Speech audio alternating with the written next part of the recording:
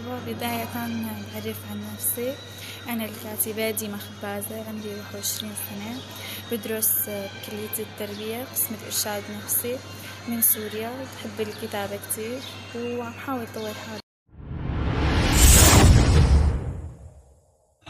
يعني كانت فكرة كتابي عن رسالتي وجهها للمراهقين يلي بيدخلوا بعلاقات تحت سن 20، علاقات عاطفية مع أشخاص ما هم مسؤولين من. أول عمل لإلي كان كتاب إلى حبيب سابق، وكان كتاب كتير حلو.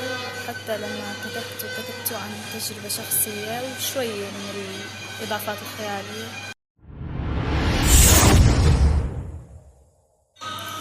ولدت فكرة كتابي الأول أو عملي الأول من خلال التجارب العاطفية اللي عم تصير بجيلنا هلا، علاقات اللي تحت 20 سنة.